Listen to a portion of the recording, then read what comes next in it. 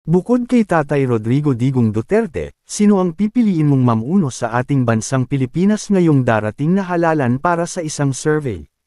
Bongbong Marcos, Sara Duterte, Liza Hontiveros, Martin Romualdez, o si Richard Gomez? Bongbong Marcos, Ferdinand Marcos Jr. Anak ng yumaong diktador na si Ferdinand Marcos. Naglingkod siya bilang senador at dating gobernador at kongresista. Taglay niya ang pangalang Marcos, na umaakit sa ilang sektor ng populasyon na naniniwala sa pamana ng rehimen ng kanyang ama.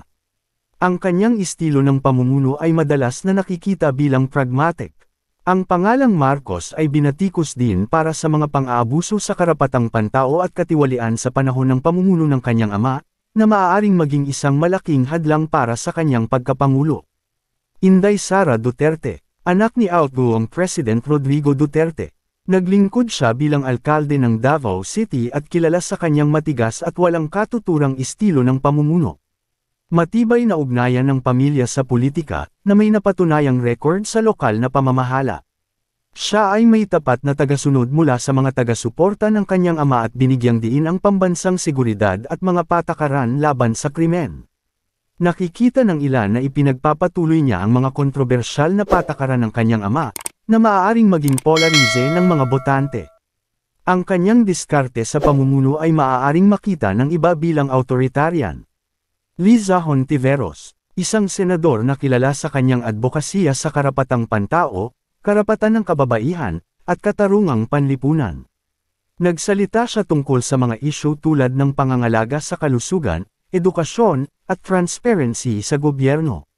Progresibo, na may matibay na paninindigan sa mga karapatang pantao, demokrasya, at pagkakapantay-pantay sa lipunan. Siya ay nakikita bilang isang tagapagtaguyod para sa mga marginalized na sektor ng lipunan. Kulang sa parehong makinang pampulitika at malawak na pagkilala kumpara sa ibang mga kandidato. Ang kanyang plataporma ay maaari ring ihiwalay ang mga konserbatibong botante. Martin Romualdez, isang kongresista at pinuno ng kapulungan ng mga kinatawan. Siya ay nagmula sa isang kilalang politikal na pamilya at ikinasal sa isang pinsan ni dating Pangulong Marcos. Mahusay na konektado, na may makabuluhang impluwensya sa sangay na tagapagbatas. Ang kanyang karanasan sa politika at matibay na ugnayan sa mga pangunahing tauhan sa politika ay nagbibigay sa kanya ng matibay na pundasyon.